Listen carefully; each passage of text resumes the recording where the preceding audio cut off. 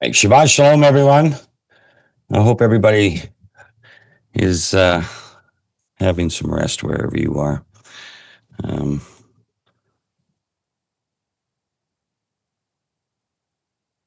Michael and I were talking about, just the events that unfolded this past week. And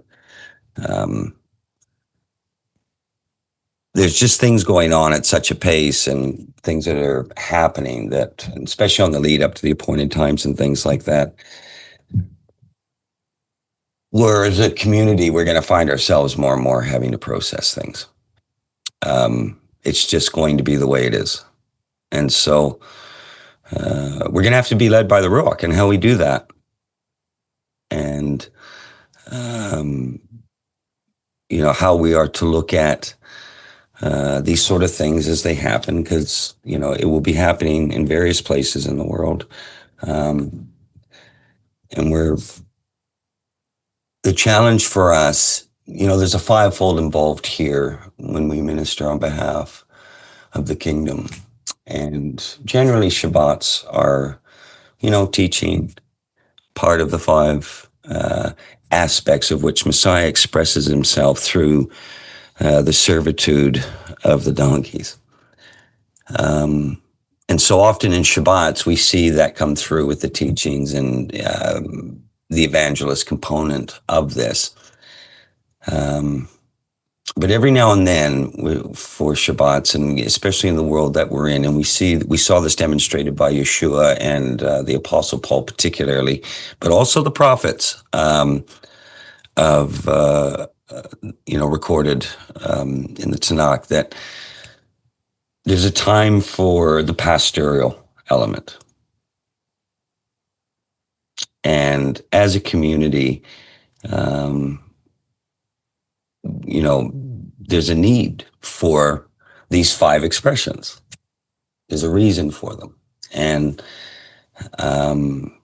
they're all aspects of who our King is. And Michael and I,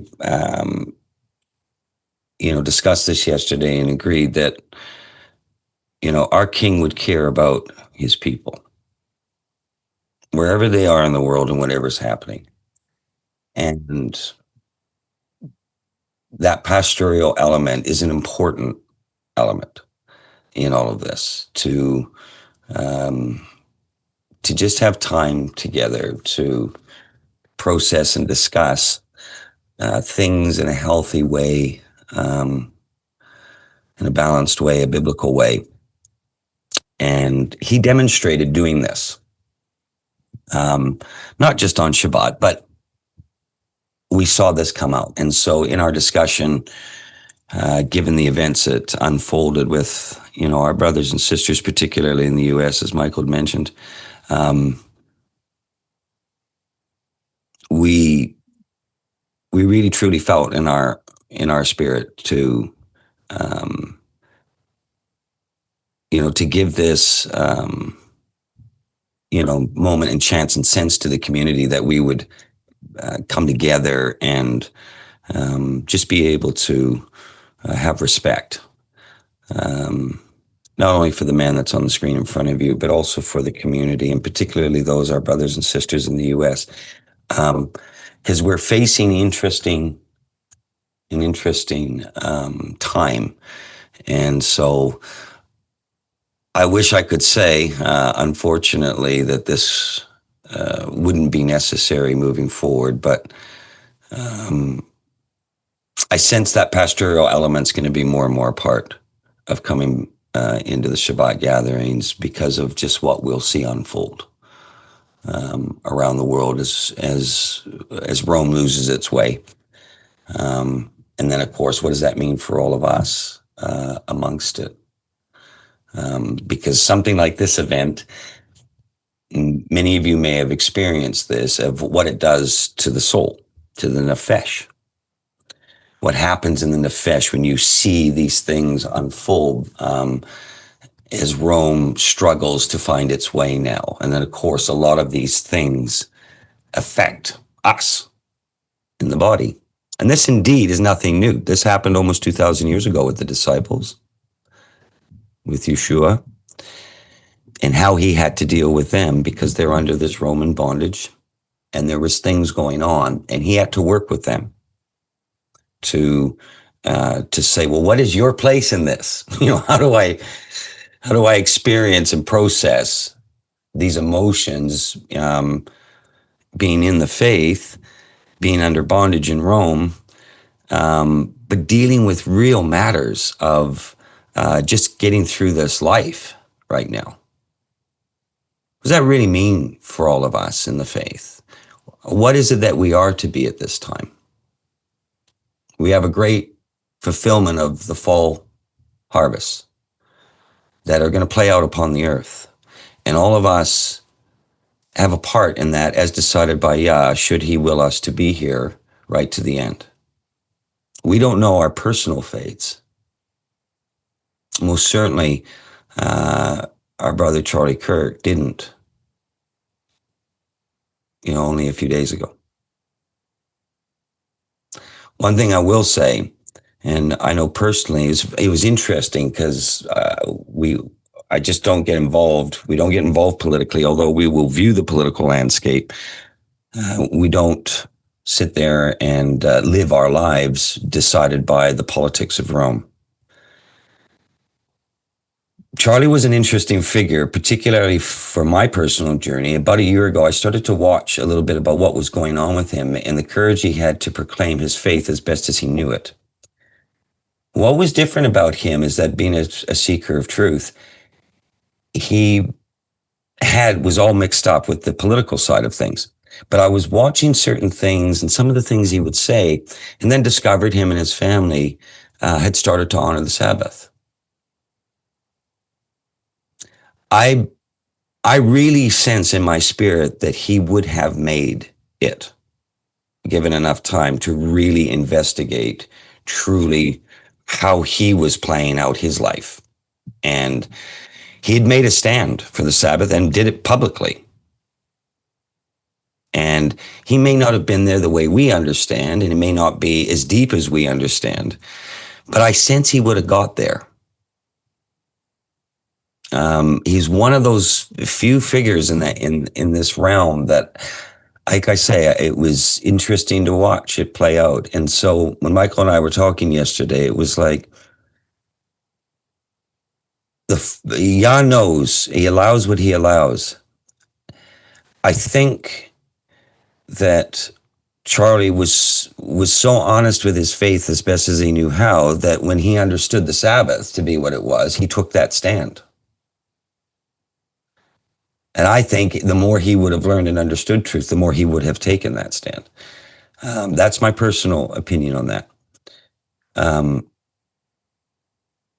But in our world, and this doesn't just go for the US, we have religion and politics are completely intertwined. And as a community, Michael and I have often stated, now is the time for us to be biblical, not political. I don't know whether Charlie would have ever gotten there or not.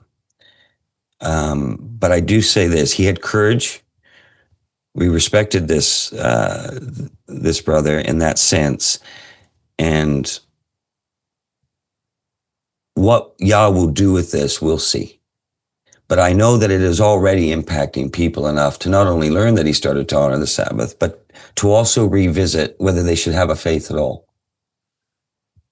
And he was reaching out to the harvest, whether he was intending to do it or not. I know a lot of it was politically intertwined, but that doesn't mean that the Ruach's not working in amongst all of this. And Michael and I were we discussed this in that sense that, what will the Father do with this? And I think many people right now are visiting this aspect of,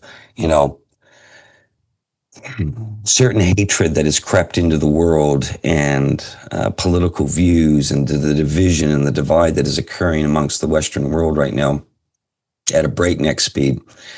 It's exposed the hatred, the emotions, the fallen state, how people can be programmed and twisted. And if you mix that with the unhealthy state of Western society and what it's on, people are experiencing, they're not dealing with things in the right way anymore. They're not dealing with the ruach. They have this emotionally arrested development. We have essentially children mentally and emotionally running around in adults' bodies now.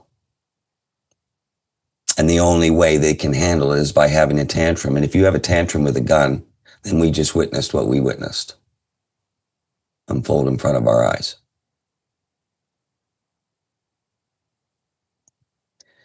Society does not have, in the fallen state of man, it's so broken, it does not have a way to process things properly anymore. We as a community have that opportunity because of our faith and the Ruach and His Word. We get a chance to do that. The world out there around us isn't.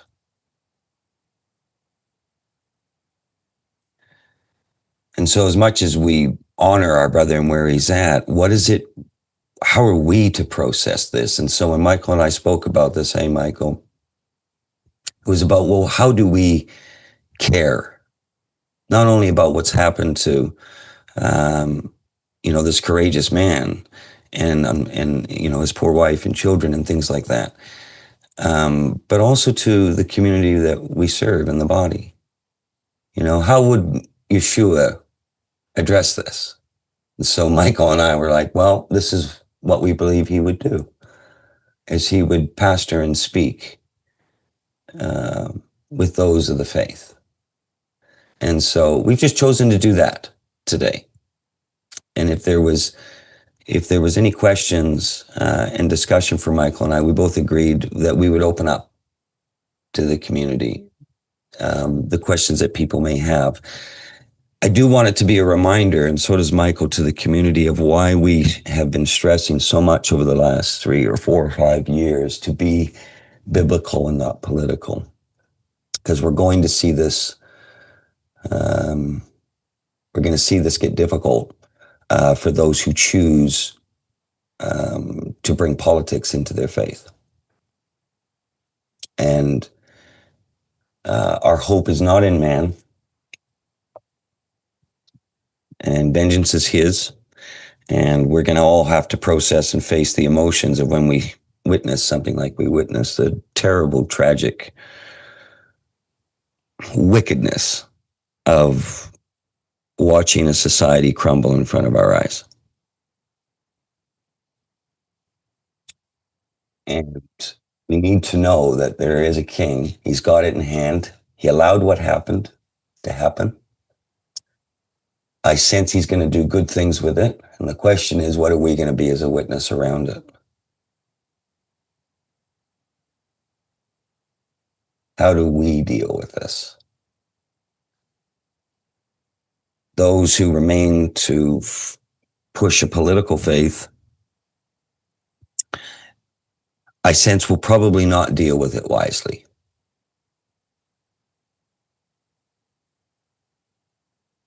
And indeed, those in Yeshua's own Talmudim at the time that he went to the Tav didn't know how to deal with it wisely. One thing was interesting, though. It wasn't Rome that was the issue that Yeshua was dealing with. It was, and the bondage that they were under. He taught certain principles around that, and the disciples struggled with that. And he knew they would. But it was actually, in the end, what he was still right to the end. And what the disciples would then go on to pay their lives right to the end was addressing the believing realm. And so we're under Roman bondage, all of us. And we're now going to have a great discussion going on in the believing realm. And that's a very difficult thing in the modern West because it's so entwined politically. And some of you may have felt that, and Michael and I wanted to be respectful of that, of just what kind of a magnitude it has emotionally. Did many of you experience, just your Nephesh grieving for what you were witnessing when this happened, regardless of whether you agreed with, Charlie's political views or not? just from a sense of the sadness and the grief of where the state of things really are. And when this unwitnessed, did you experience that in your Nephesh? I know I did. I actually had a grief. It wasn't just what had happened to try, it was a grief in just where we're really at. And I thought, we have an opportunity of the harvest coming up, that what Charlie's courage did do is it's going to bring a lot of people to question, what is faith? What are we to believe and what not? And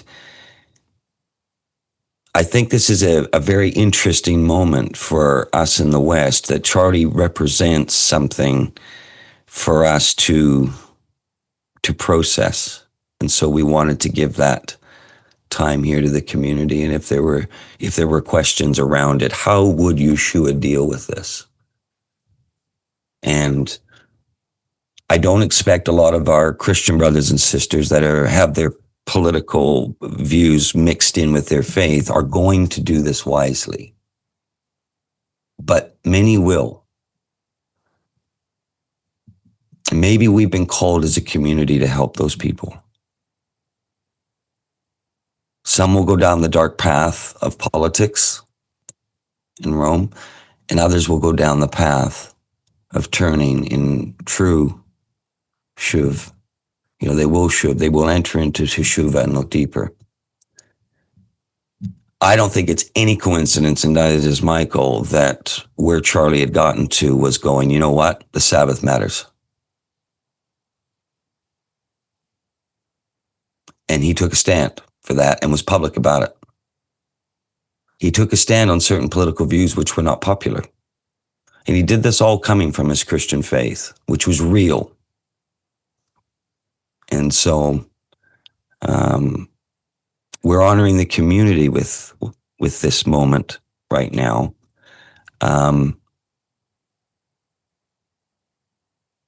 in doing so, our prayer is that whatever reasons that Yah has allowed this, that it won't be in vain with us, that we will understand this the way Yeshua would want us to, and therefore he can use us moving forward. Maybe with those around us in our lives, our own personal processing, the bigger picture. I wish it was going to stop here, but it's not.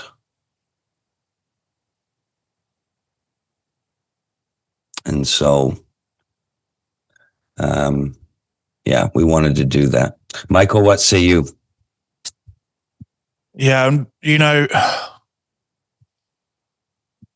unfortunately, I've already started to see the two paths that Curtis was speaking of coming from the believing body and the actions being taken thereof. Some people are genuinely starting to question the faith in a good sense. I've even seen people that did not politically align with Charlie Kirk, and they're starting to see the folly of the agendas that would drive a person to do what they did to Charlie. It's waking up people, I hate saying the terminology, on the left, but even they're starting to question now, like, hang on a minute. However, that being said, I'm seeing those within the faith, quote unquote, they're not knowing how to process the wickedness they've just witnessed. And now they're repaying evil with evil. And, there's many biblical examples we've been given as to how we as a people are to operate when we see these kind of atrocities occur. There's reasons why Paul says, do not repay evil with evil. There's a reason why Yeshua says, turn the other cheek. That being said, that does not mean become a wet fish and become apathetic. It's that balance. And I think, Curtis, you summed it up well, that vengeance is his. It's not ours. And now, unfortunately, I'm starting to see people in the body taking matters into their own hands. And what kind of witness is that going to be? Whose light is being shone? Yeshua made a statement that if the light in you is actually darkness, how great is that darkness? And he was referring to believers that were entertaining things they ought not to be. And so how do we process? Because what we witness, let's just call it out, it's wickedness. Brazen wickedness at that. That being said, what are we to do about it, if anything? And so, our goal with this, like I said, opening up, we're not here to look, today is Shabbat. It's still an appointed time. It's still set apart. We're not having a memorial service. We're not opening up for what people's thoughts on the situations are, but our hearts are it's for the body. Right now, that there'll be those in the body that are struggling. And so our goal with this is, as Curtis said, how would Yeshua deal with the sheep that are struggling? And so we don't want to make this about Charlie, as good as a man as he was. At the same time, we're not going to disregard how big an event this is, especially for those in the US, especially, and so we have to understand that. And I saw a comment in the chat and they were right. This is not going to be the last time this happens.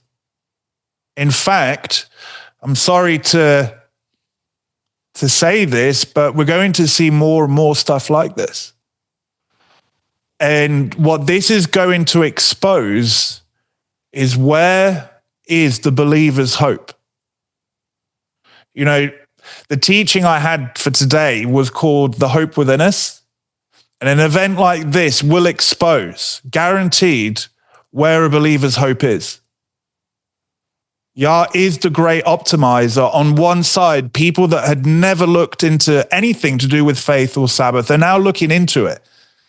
On the other side of the coin, his people are being refined and exposed. And so we're not going to diminish this, especially as to how people are reacting and maybe struggling. And again, this type of event highlights why Curtis and I have been saying, let our faith be biblical and not political. We're not saying that by not getting involved, you're weak or you agree with what's going on. But the world is spiraling into chaos. Prophecy is very clear. Things are not going to get better. That's just the harsh reality. Nothing we can do is going to take away the bondage from us. Only Yah can take away the bondage from us. And he's allowing this for a reason. And I believe it's for the purpose of sifting and winnowing his body, and for the unbeliever, causing them to look deeper. And so, again, I'm seeing believers that have been quiet, shall we say, and now this comes about, and there's just wickedness coming from every side. And so this is why we're opening it up, not for the purpose of memorial services or giving our views, because we don't know everything that goes on. We are removed from it to a degree. This is about his body now and helping them process it. Yeah. I've had a sadness, Michael, just watching how some of our Christian brothers and sisters are dealing with this, because they've never got the politics out of their face, so they just run to it. And what I'm seeing play out on social media on that front is grieving. I'm almost not surprised at what's been exposed by some of the hatred that sits with people that have been, their minds have been rotted by a modern godless Roman philosophies, and their minds are so rotten that they're celebrating such a thing happening. And it wasn't shocking. It was absolutely what I expected to see. It shows the depravity of the human fallen state that is void of the Ruach and the wisdom of God and the love. of God, and it shows you the depravity of human beings that could celebrate such a thing, all based on their emotions or politics or the programming they have received from a godless world. At the same time, I've grieved perhaps even more of how I've seen certain aspects of the Christian faith deal with this and how they're behaving on social media platforms and things like that. It's really, the whole thing has just, a darkness is being exposed here, both in both realms, that which proclaims the faith and that which has no faith. What I do know is this: we've witnessed a winnowing event. It's going to start to expose and to draw. And we're on what Yah is drawing, what Yah is calling to look deeper side. And this is why, what does wisdom look like for us? What does processing this look like for us? If we're to be servants in the harvest, how are we to react when we actually have a family member or a friend actually say something that inside emotionally, and some of you may have already experienced this, where you actually can't believe what you're hearing come out of their mouths. And then you got to deal with that emotionally, process that in the moment, and then represent the kingdom as you do so. This is like, this is a very serious thing that happens to us, and it's not only that it happens to us, it's meant to. We should not experience such a winnowing event the way that this has been allowed to play out by his hand and not experience something on this. The question is are we going to process this in a way that not only represents the king that is pleasing to him, but can actually be a part of the harvest? That's very difficult to do if our politics are mixed up in faith. If we're not biblical and we're actually political, this is going to be very difficult. And I'm seeing that difficulty. I'm seeing that battle lost a lot on the Christian front right now. It's actually being lost. It's to be expected what's being exposed in the godless front. They are emotionally damaged and hurt and programmed people. Yet there is a great harvest that's going to come out of these people. And if this winnowing event hasn't shown us, we are actually seeing people that have never even considered the faith that are involved with such ways of having to try and view life that are now questioning whether that was the right way to view it. And who is this God that Charlie Kirk spoke of? Who is he? Are they going to run into a political Christian view to find out who that God is? I've actually see this one event of a man who was actually starting to look deeper at his own faith and a lover of truth and started to honor the Sabbath. I think that's something that we can do, is we can look at this and stand up and go, you know what? Okay, Charlie, you might have brought in the politics into your faith and you were doing the best that you knew how, but I'll tell you one thing, at least he was opening dialogue. He was courageous with the faith as he knew it. And the more he knew, that courage never left.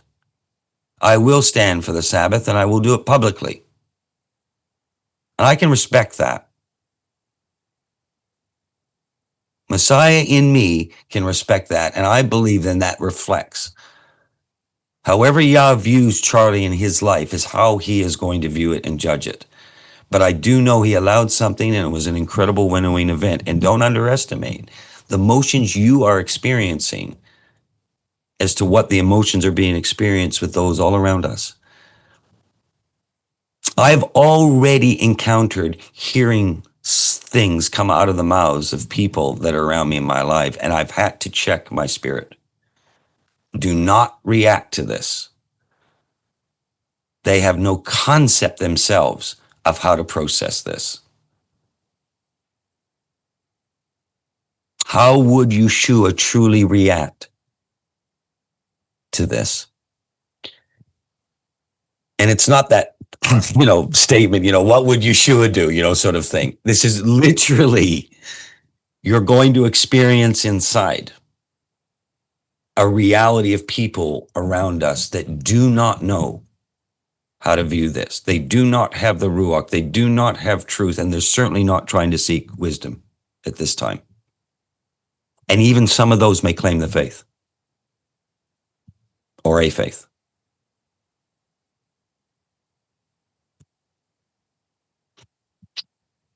I think that Yah may have allowed this for a greater harvest purpose. I think that he may have allowed this great winnowing event to be a reminder to us all to review how we're supposed to do and deal with this, because there's more of it coming. And maybe we'll be trusted and have the honor to serve those in a world that is dying, and as the darkness and the wickedness creeps upon the earth, that we could be a light amongst it all. And what does a light actually look like right now? We need that wisdom and that love in us. I think we're going to see this winnowing event is going for the first time to have people actually look and to ask, well, who is this God? Because I don't agree anymore with whatever ideology I've been caught up in and how it's now manifesting in violence. Wicked, wicked violence. If indeed the events of what we're seeing is true, and this is a 22-year-old man that was told over and over and over again a misrepresented position of who Charlie Kirk was as a person, as a man, they get to such a point where he dehumanizes it to a degree where he'd actually pull a trigger and shoot somebody for actually wanting dialogue with people, whether they agreed with him or not. To actually kill somebody based on an emotional reaction. To murder on an emotional reaction.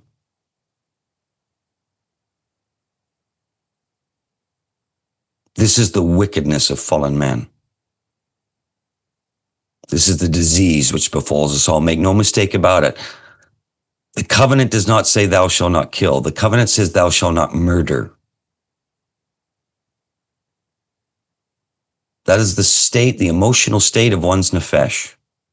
Thou shalt not murder.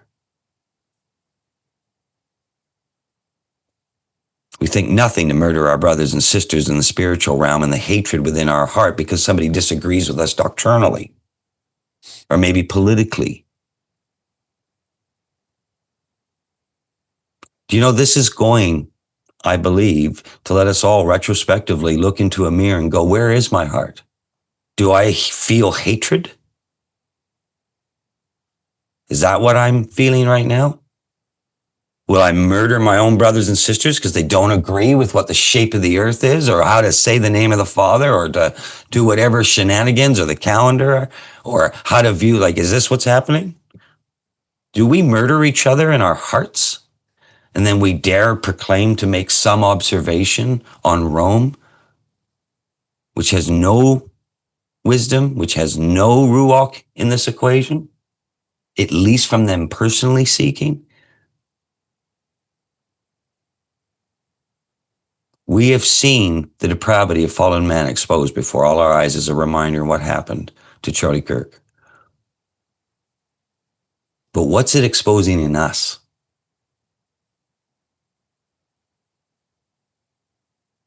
What does love look like? What does wisdom look like right now in a world that is full of hate? It's the second most powerful emotion known to experience in the fallen time domain. The one greater is love. Love will conquer this. Not politics, not weapons. Our Messiah demonstrated love at levels for which his He's calling us to understand, drawing us unto him. A weapon so powerful the enemy is just terrified of something called love.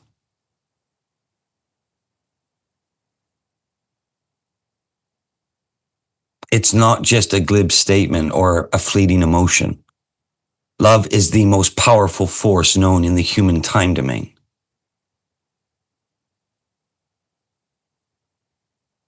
Will we reflect love right now and the wisdom of what love truly looks like now around those around us and in our witness of the faith? Can we even demonstrate it? Or do our own emotions overcome us and take us and expose the work that needs to perhaps be completed in all of us?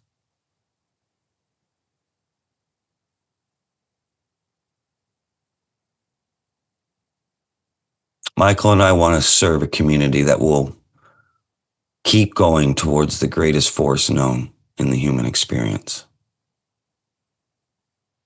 It's love that we're called to. So what does it now look like? How are we to truly reflect this now? We're going to be challenged with our own emotions. Let's leave it there, Michael, and open it up and see if anybody wants to talk about this. Shall I stop the recording here? No. All right. Now, again, this is about processing. All right. This is not memorial, sharing your opinions. Like, this is about processing. Okay. Mr. Adrian. Shalom, brothers. Shalom, brother. Shabbat shalom to you both. Where's your beautiful bride? She's sitting next to me. She's the camera shy one. There she is. Shabbat shalom. Looking forward to seeing you two soon. Yeah, we're really happy. We finally secured a trailer. Hallelujah. All praises to Hallelujah. Well, we have big hugs waiting for you when we see you. Yeah. Oh, I want them Canadian bear hugs, man. Oh yeah, they're coming. Just please don't crush my bones. No. Oh, I was more worried for me, Patricia. Well, I have cancer in some of my ribs. So that's why I'm saying that. They could easily be crushed. Oh, you will get a loving hug. Okay, Yes, thank you. Tender. The Father has given me, I believe, some scriptures to share, but I can't really share them because I'm camera shy. But Adrian, he's going to read them for you, for everybody, the family, our family at River Branch. Thank you. And obviously we didn't know Charlie, but he was a frequent guest in our home. Go ahead. John 12:24. Truly, truly, I say to you, unless a grain of wheat falls to the ground and dies, it remains alone. But if it dies, it bears much fruit. John 12:25. He who loves his life shall lose it, and he who hates his life in this world shall preserve it for everlasting life. Luke 9:23.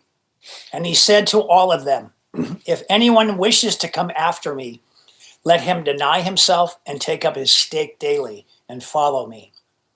24. For whoever wishes to save his life shall lose it, but whoever loses his life for my sake shall save it.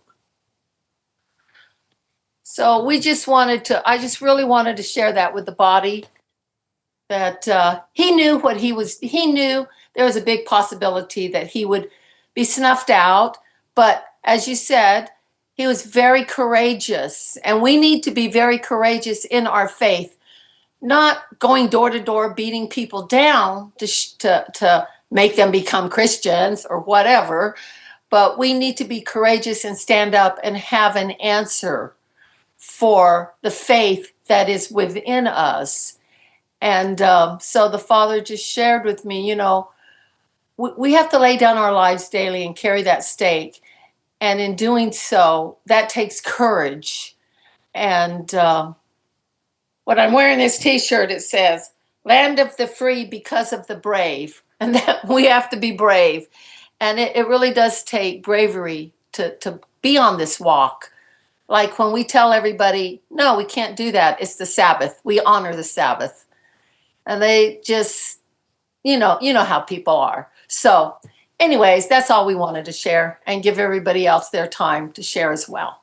Thank you so much. Thank you, everyone. Shalom. Bye. Bless you both. Bless you both. Looking forward to seeing you. Yeah. Adrian, looking forward to jamming with you on stage, brother.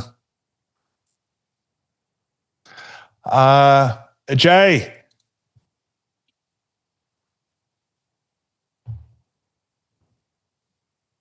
All right. Shalom, brothers and sisters. Shalom. So this event has greatly impacted our family, and we are still grieving. And I don't know Charlie personally, and just like Adrian said, he's been in our living room.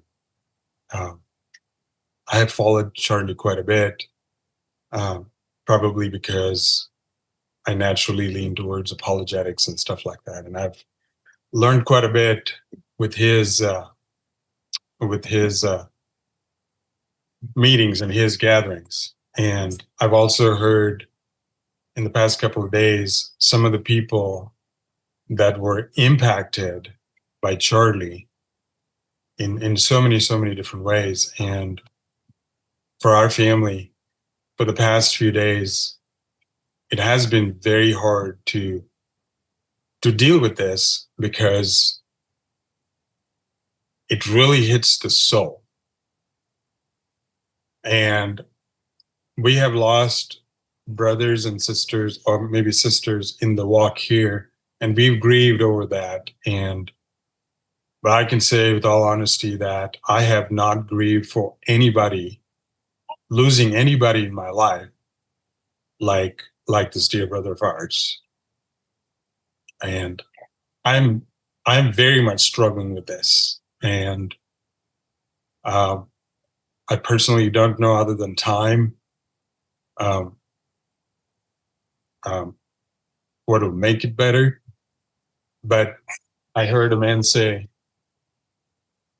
this was the shot that was heard all over the world. I've had brothers from India reach out to me and share and grieve over that. And I think that this is really a wake-up call, even for me, where, have I really counted the cost of what it really means to follow our Messiah? And do I really have that courage to do the work of the kingdom? And I think this is a wake-up call for all of us, because I think experiencing being comfortable in my life, I can see how something like this is going to be norm in the near future. We're going to hear things after things happen. And then the question is, when will our turn come? And I think your brothers are right. Charlie did speak to the harvest. People have shared testimonies. If any of you know who James O'Keefe is, he led this man to God. And he helped them in ways that I feel ashamed that I haven't done that to my own brothers and sisters, let alone the strangers in the world. And I believe that we can learn something from this young man, even with the conviction of Shabbat that he had. We can learn that us being comfortable in our walk, I think, is unacceptable.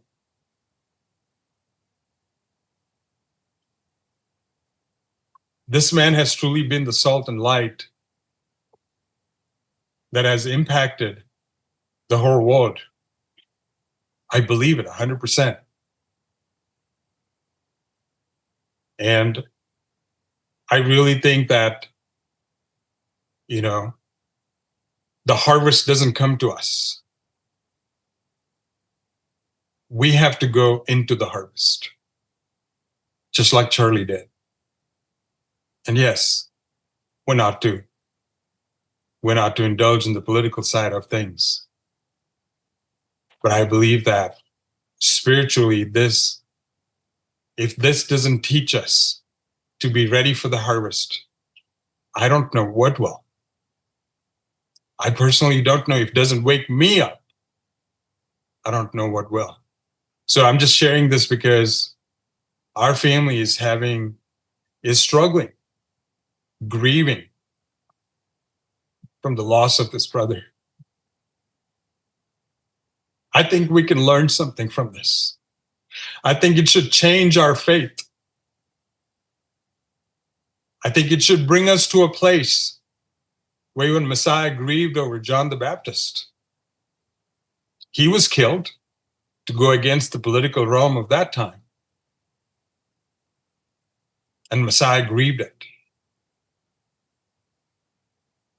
And so I don't know what else to say, but I think my wife does have something to say, if that's okay with you, brothers.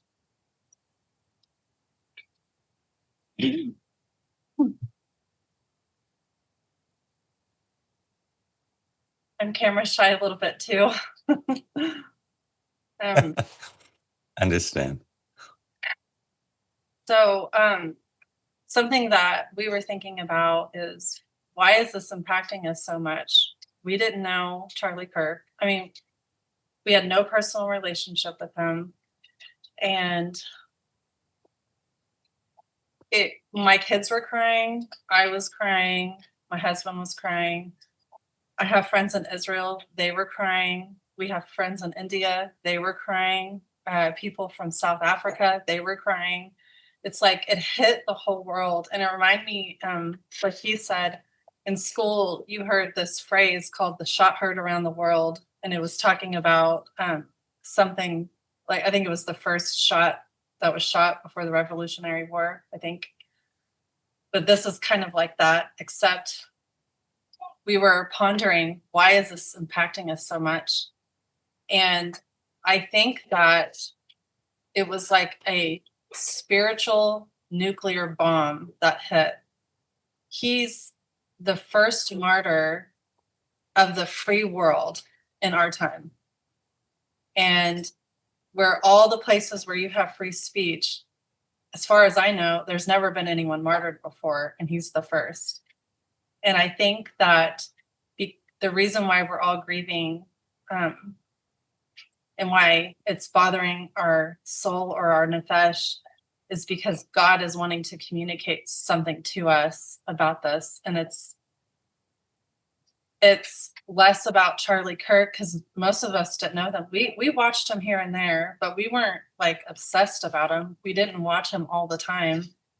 We watched just very few times, just literally here and there. So why were we so devastated? Why were so many people so devastated? And I think God was trying to communicate something to us. And it does seem like this is going to kick off the persecution, but I guess time remains to show that or not. But one thing, we were listening to him and about Shabbat, which none of us in this house knew that he kept Shabbat until after he got assassinated. And then we found out that he was keeping Shabbat. And I was listening to that, and he was saying that he's been to hundreds of churches. And he's talked about his conviction of Shabbat. And I was thinking about that, and I was thinking about the community as a whole, those of us who keep Shabbat, who keep the feasts. And what is our first thing that we usually do in the community as a whole? We pull ourselves immediately away from Sunday church, and then we either isolate ourselves or we go and we seek people in our own little bubble who think exactly like us. And Charlie did not do that, because he's not fully comprehending the whole thing. But a lot of us haven't fully comprehended the whole thing. But yet we isolate ourselves. And I think there's something to say and something to notice, that he didn't shut himself off from the rest of the world because he keeps Shabbat now, or because he keeps the feast now. It reminds me of that scripture that says, be a light, to the world. A city doesn't, or light. Don't hide your light. Yeah, don't light your light underneath a bushel, but you shine it so that all can see it. But when we isolate ourselves and we pull away from everyone we know, and we're like, well, I'm not like you anymore, I'm different, we really are putting ourselves underneath a bushel instead of lifting. I don't want to say lifting ourselves up, but standing up tall and shining that light so that everyone can see what it is that we're doing. Because now, how many people, I think many people are going to find out that he's keeping Shabbat. I mean, the bag's kind of been opened about his life, and they're going to ask, why did he do that? I mean, we're even asking about different things that he did. Why did he do that? Why did he do that? Because he had the character of Messiah in such a huge way. And I think many of us can glean from his life and learn how to be a better person, a better Messiah follower because of his life. But did his life look like ours? And would we judge him on the outside? Because many of us didn't know he kept Shabbat. So are we judging him? Oh, he's just a Sunday Christian, and just kind of putting him over there in that crowd. Oh, he's an interesting political figure. But then it also shined a light on me personally, how we can quickly judge others. And just from the little bit that we know, when we don't know what's going on with them. And his life was ripped open before all of us now it's been made bare before the whole body of Christ. And we're seeing things we didn't know. And I think it's, for us, I think it's causing us to self-examine. And I think it's good for us all to self-examine, because I do think God is wanting to communicate. I think that's why everyone's grieving like someone we personally deeply knew and loved died, when that is not the case. We didn't personally know him. We didn't deeply love him because he wasn't invested in our lives. We were not invested in his. So why is the grieving so deep and even all the way to our soul? Because I think God's trying to communicate something to us. Yeah, it's why we said this is a winnowing event. It exposes on both sides. If it doesn't, boy, there's a deeper issue at heart then. Yeah, thank you for sharing that. Because the Christian model would say go convince, convert, control. And we see a lot of that come into the Messianic, Hebrew roots movements, Judaism. It's all over there. He draws. And we are to be amongst the harvest. And so as he raises up the harvest, we are to serve it. But we think of it as going to or away from something. And I think what an event like this is reminding us is, no, it's all around us. And the question is, will we see it? Will we be a part of this? Some of the Christian model says, well, go and knock on doors. We're going to the harvest, right? Get to the Sunday churches, whatever it might be. From a Messianic perspective, others, like you quite rightly say, they completely withdraw. They become little holy cabal, they're little, kibbutzes, holy kibbutzes, and they're not a light to anything. And then they're just all squabbling amongst each other. Do you know, we in River Branch, and what a lot of attacks that have come on Michael and I have actually come from Messianic Hebrew roots communities who are going, why are you not being a little kibbutz and a Taurus terrorist? And we have taken that stand that no, we are to be a light amongst the harvest. And you want to run around being a Torah terrorist or just blaming everybody for what it is they haven't seen yet or what they don't understand yet. How is that a light? And so I love what you've raised, because this is what River Branch is all about. is that can we be used amongst what he is doing? He raises up the harvest. The Father calls. No one comes to him unless he calls. Yet if he does, what are we to be when he does? And the courage that Charlie displayed, and why he was one of the few that I actually would watch and respect. And I'd always say, well, at least he has this courage to speak to the harvest that's all around him as best as he knows how. And I think what this does, this winnowing event, it reminds us, and I love the way it was put there, you know, like, what is he trying to say with this? Why did it affect our Nephesh the way it did? And both Michael and I felt, if we don't respond to the Ruach in this way and allow us to go, why does this affect us? To truly process that, we could miss what Yah is actually trying to say to us, allowing this to occur, because he allowed it. He could have stopped it, but he didn't. And so we asked ourselves, you know, well, why? He's starting to come to understand the deeper aspects of the faith. He's proclaiming them courageously. He's amongst the harvest, standing for his faith as best as you know how. Why would you take this out at this time? We didn't know him personally. We don't know his personal struggles. We don't know where he was really at and where he's going. Well, all we can do is observe. But it affected our Nephesh. And that is the Ruach going, hey, don't let this winnowing event be in vain. I am speaking to you through this. And if we don't hear the voice of the Ruach, when we know he's allowed such an event to occur, if we don't listen to the Ruach this time, we can miss what he's trying to say to us right now. And Michael and I both, from the pastoring component of the River Branch, we don't want to just put our own things ahead of suddenly the Ruach going, hey, take note. I want you to think about this. It may not be about Charlie Kirk in and of himself. It may not be that his faith was all honoring Messiah yet, or that it was all pleasing to him. We're not making claims for or against where he was at with his journey. What we do know is that his journey was allowed to be very public, and he displayed a courage and a true sense of his faith. And it was about dialogue. It was about being there. And it doesn't mean that Charlie was doing everything so perfectly, and that he was growing and learning and maturing too. For Pete's sakes, the brother was 31. You know, where would he have gotten to? Messiah knows.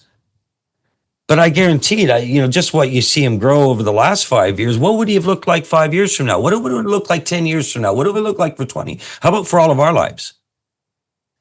Who here would have liked to have been taken out by Yah 10 years ago? And then compare that understanding to your faith now. By his mercy, we weren't. All I know is that there is a Messiah that knows where Charlie would have gone, where he was going, and what was truly happening at the heart level. He will be the judge of that. But I do know such a winning event allowed by him gives us time to take pause and go, the Father's raising a harvest all around us, and what witness are we truly going to be? Because some of the behavior that Michael and I witness in the body of Messiah and the attacks we get in River Branch, because we're not going around being Torah terrorists, we get attacked for that. What we wear, we're not being political, we get attacked for that. A lot of people do not see what Michael and I wear behind the scenes. From people who just, you have to be this or you have to be that. And it's like, no, we need to serve the King, and we need to grow and mature and develop ourselves and be able to learn what being a light amongst us is. Michael's title for the teaching today, and I said it to him yesterday, I couldn't think of a better statement. Our hope within us. What does this really mean? To give an account for the hope that's within us. Are we actually seeing this winnowing event allowed by Yah so that we're going to get an opportunity to give an account for the hope that's within us? And did Charlie do that as best as he could in what he devoted his life to? It may have been all intertwined with politics, but that doesn't mean that's where he was going. And he certainly was willing to give an account for the hope that was within him along the way. And I will give him that respect. I will give that honor because I see the Ruach and the impact it's had on people's Nephesh. You cannot convince me in any sense now that the Ruach was not behind this. Charlie Kirk and the strength that his wife showed and those poor kids, you cannot tell me that does not involve the Ruach. It's not possible what his bride stood up and said. And if we just can't see this because we've become our own little holy kibbutz, and we're all so self-righteous, then we are going to miss what Yah is saying to us. And Michael and I, we were like, no, we have been called to be in the river. And we will not go down these political paths or these religious paths that are sitting here seeking to destroy and tarnish the very name of the King. The reason for the plan of redemption, what this is all about. And although Charlie may have been on his journey, I can still see the courage that existed there. I can still see the integrity of his faith. And I can still see how Yah was using that. And I could see the Ruach come through his bride only 48 hours after he was shot and murdered in front of her and his children. And if we can't see this right now, there's something inherently wrong with us.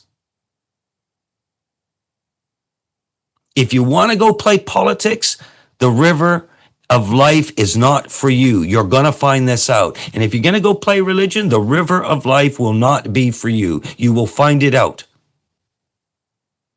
But if we are going to be washed by the living waters and be cleaned ourselves to become this light amongst a harvest that he is raising, then, oh, may it be so that we can serve into that.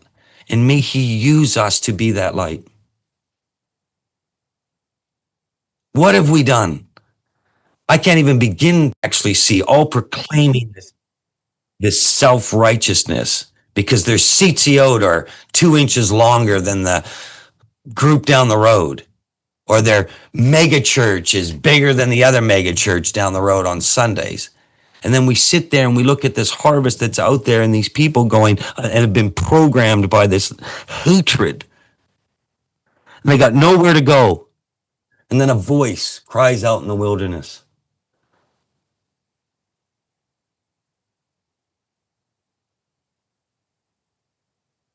Many of you don't realize this. This isn't just about acknowledging and honoring our brother Charlie Kirk. This is about honoring Messiah and what he's trying to do right now. And exactly what was said by AJ's bride is exactly why we're doing this. What is Yah saying? Because if we're experiencing this, we can't miss it. It's a winnowing event. Let this brother's life not be in vain. Charlie spoke and communicated so that there would not be violence. And although he stood for the right of freedom of speech and the right to bear arms and all these sorts of things, that was not his motivation. His motivation was that we need to talk and love and communicate with one another so that we don't go to violence. What example are we going to be? Anyway, I love the way that was said. Yeah, we can't miss this. And this is why Michael and I have opened this up today. And I said to him, I said, well, I tell you what, the name of the teaching was absolutely spirit-led. The actual third part can be done in and of itself after the appointed times. But we both were there going, you know what does the Ruach want right now? Not what do we want? What does the Ruach want? We are bondservants.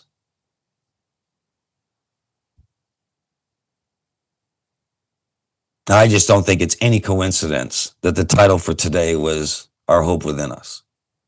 We need to actually understand that. And then how is it to be reflected in a way that's pleasing to Messiah? And I am not seeing, well, I'm seeing grieving things from in every religious camp I can see. And the stuff I'm seeing out of Rome is to be expected. It's disgusting. And it's grievous to see what I'm seeing come out of some of these posts celebrating a murder live in front of the world. But it's not surprising. But some of the stuff I'm hearing in the believing realm, and the lack of wisdom and the intertwining of not coming out to be in something and not of it, it's completely Roman. How are we going to be a light if that's the place?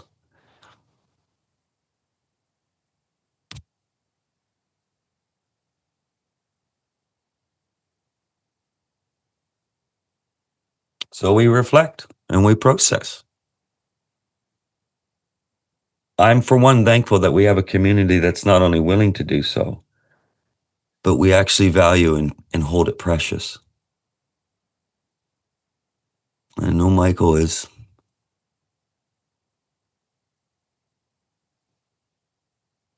Thank you for sharing.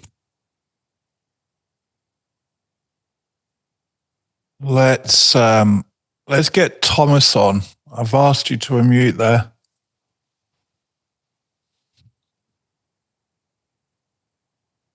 Thank you, Michael and Curtis. This has affected my family as well. And this may sound a little bit crass, or maybe not too compassionate, but I look at myself. What happened to Charlie was terrible, absolutely terrible. At the same time, do I grieve the babies we put on Ashtaroth, on the altar of Ashtaroth every month? 50 to 100,000, give or take, in America every month. Very grievous. This may not be the place to ask this, but so you can table it if you want. I've heard many times you say be biblical but not political, and I don't fully understand what that truly means, especially if we walk out our faith very publicly. Often Rome or Babylon will say you're being political or full of hate speech. What are we to do? Yeah, when one of the things that has occurred, especially in the Western world, is that people are being forced to choose between left, right, black, white. It's a form of dualism. And when you don't fit one side's narrative, the automatic response is, oh, you must be of the other side. You have to be of the other side. It doesn't allow you to be something else, something unique, if you want to call it.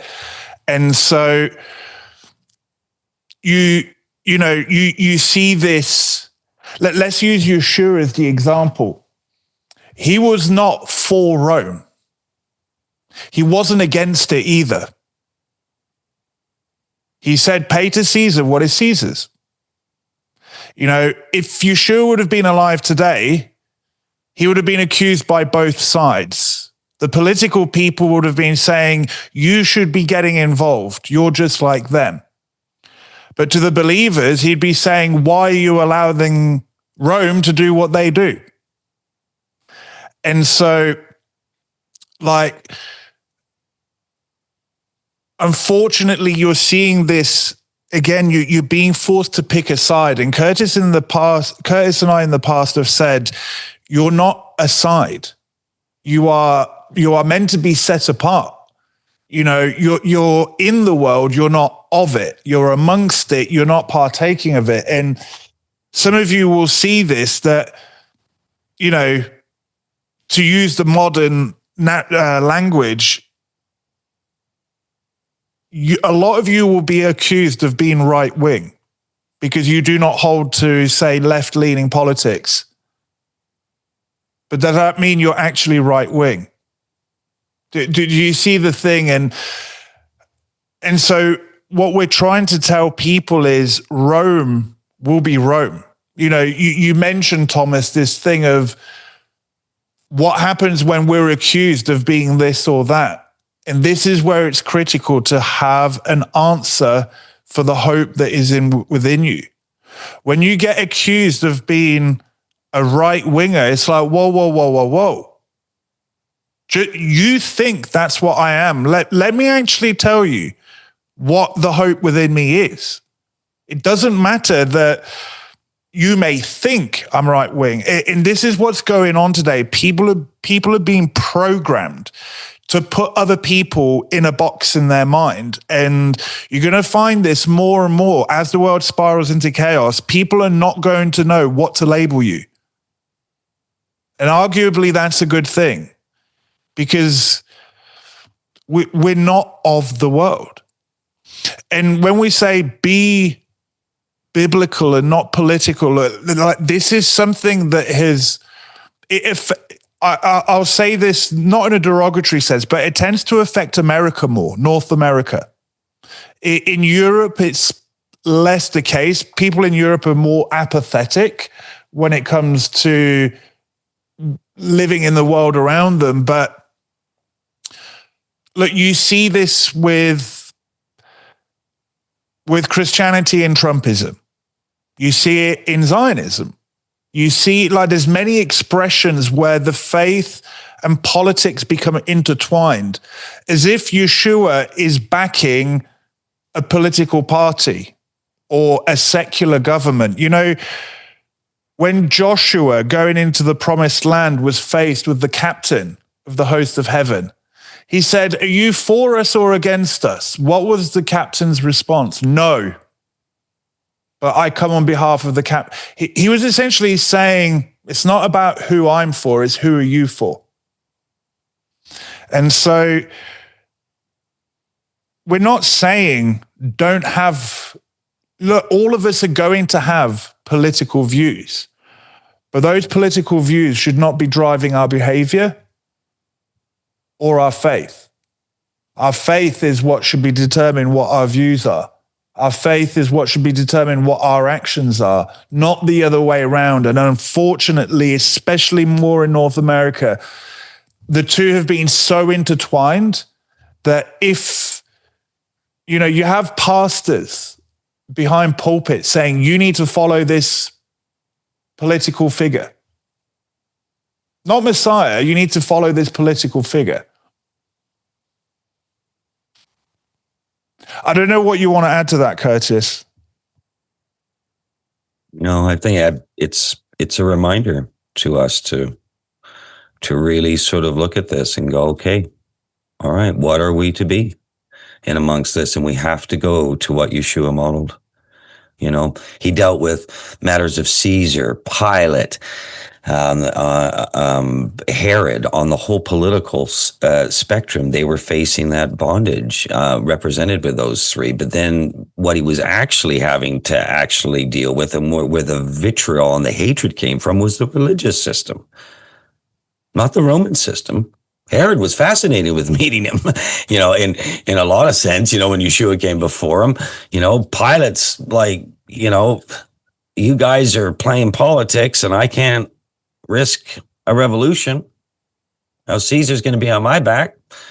Caesar doesn't care. These are the lands that are in bondage under the Roman rule and empire moving forward. But what he did teach was render unto Caesar what is Caesar's. He didn't teach to take up arms. In fact, he actually quotes in the moment that's happening in the garden, Isaiah, I think 53:12. I'm actually going to allow you to carry these swords in order that you may fulfill the prophecy of being counted with the transgressors. These are very serious things. If we can't take the example of our Messiah, if we can't truly look to him at how to deal with this right now, we're not of the faith. You don't have a king. You're not looking to Messiah. You're looking to your own motions and political viewpoints. We don't sit here and tell people what political views they have to have or not have. All we can do is serve the king and go, okay, whatever you're going to experience in your life, can you please turn to the king? And maybe you'll hear something from him you'd never hear from us. Maybe he can speak to a heart in a way that we can't. If politics could save all of this, we wouldn't need the return of the king. Emotionally, do I understand certain political views at this time in a supercharged environment with the house of Ephraim and Manasseh populating vast portions of something we call North America right now? Yes, we get it. We get it. But that doesn't change what we're called to process in our own Nephesh and what we're called to be and how to be a light. And that's what we have to be continuing to willing to engage with ourselves on. We have to know what it means to represent a kingdom. And it's a difficult thing to process when we see such events going on around us in such a politically charged environments. Do you know, I watched, I think it was a TikTok clip yesterday. And this was somebody I imagine, I guess, was self-proclaimed trans person. They were so broken down by the vitriol and the hatred they saw in their own community. You could just see they were questioning what is their identity. Now, I don't know what the Father's doing with that person in their lives, but it suddenly wasn't about their pronouns or their identity or all this stuff that's being pumped out there, what you can't say, not say, all this kind of thing. It suddenly became about, and you could see this person expressing it. What am I involved with? Who am I associating with? You actually saw the person come back, regardless of their pronouns and what they identify and their sexual identity and ideologies and political spectrum and whatever it might have been. Gone. What am I involved with? Who am I walking with? And they were having a moment of asking that great discipleship question. Their discipleship looked like whatever they'd gotten caught up with. But we say it all the time. Who are you walking with? Are you walking with people that cause division in people's lives? Murder their brothers and sisters in their heart? Speak garbage towards their brothers and sisters? Attack those who are serving? Raise themselves up above others, regardless of what the actual pattern of the true faith is? That's within the faith side. And then we have the gall to go to Rome and act self-righteous. Some of the behavior that I see happening within the believing camp. And then they go and act self-righteous to an unbelieving Roman. They can't even behave properly in the body. It's staggering. Which one is Yeshua judging? This person that's struggling with whatever their identity is and whoever they're hanging out with and who's honestly going, what am I caught up in? Or the self-righteous religious person that's running around murdering their own brothers and sisters in their minds, their words, their thoughts, their hearts? Which one?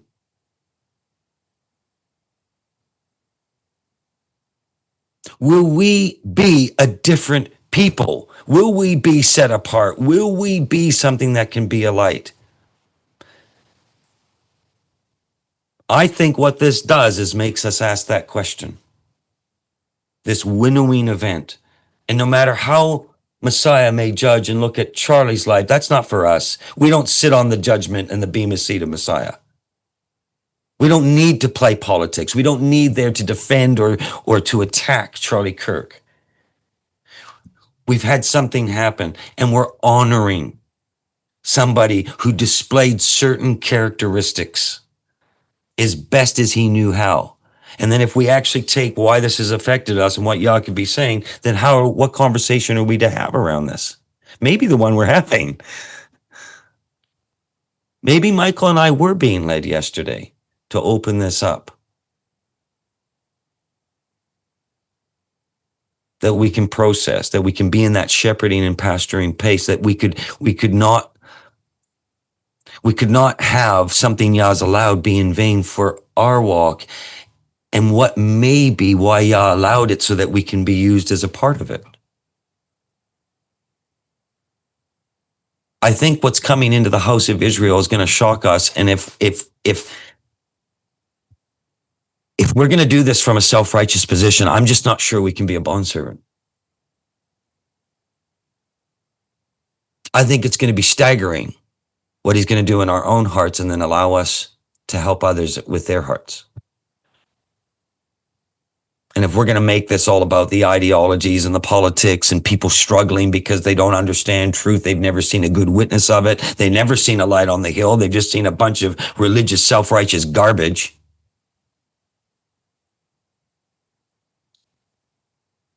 How about they see Messiah? How about they see the greatest force there is, love?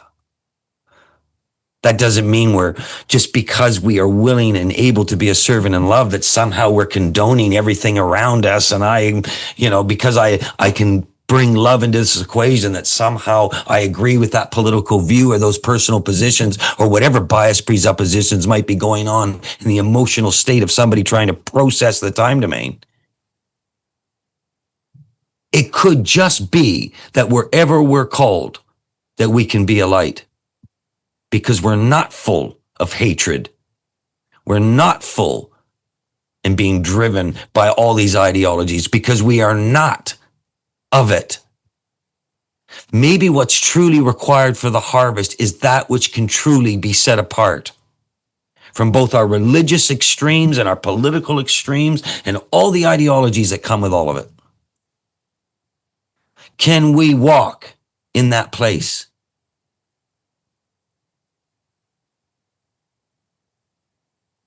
We think that maybe we're getting challenged and reminded of this. We've been doing it for years now. We get attacked for it. But maybe this is a time where we can rethink and just go, why do we do what we do? Why do we do what we do in River Branch?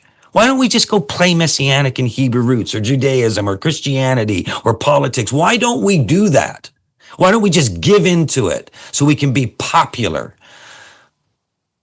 So we can be a part of some movement?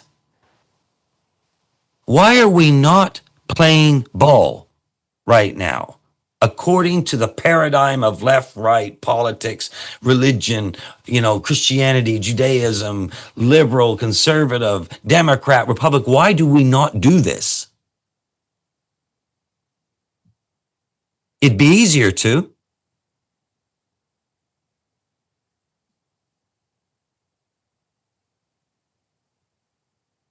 Maybe Yah's going to allow the events that's going to answer that question in the years to come. Maybe he's going to allow things to unfold. Well, maybe we will get an answer as to why we're all sitting in the river. And if we get that answer and he can use us, wow.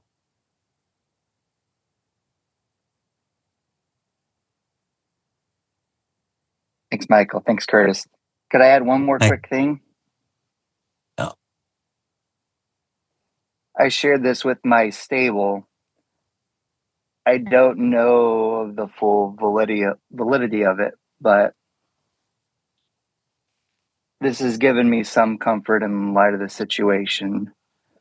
There was a monk, Telemachus or Telemachus, around 400 AD, and lived a monastic life, separated, and was not at peace, as the story goes. And the head monk said, "This brother's going to Rome. Why don't you go with him? He needs a traveling companion." So he follows his other brother to Rome. And as the story goes, when they get to Rome, they get caught up in a crowd. And the crowd is so tight that they had to follow the crowd, and it led into the Colosseum. And it was a full gladiatorial games to the death. And Telemachus was horrified by the bloodshed. And he yelled with his voice, "In the name of Christ, stop this." and nobody paid attention to him. So he ran down the aisle. He jumped in the Colosseum, into the arena, got in between two gladiators. In the name of Christ, stop this. And he was killed. And as he's dying on the sand with his last breath, he said, in the name of Christ, stop this wickedness. The emperor at the time was a young man, 13 years old, and he had nightmare after nightmare. And a week later, he said, no more gladiatorial games to the death. May this be a winnowing experience for us all, and may we all repent and draw closer to him. Well said, brother. Thank you.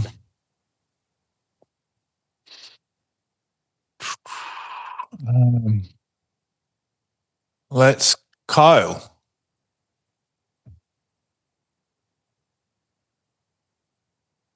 Oh, Kyle.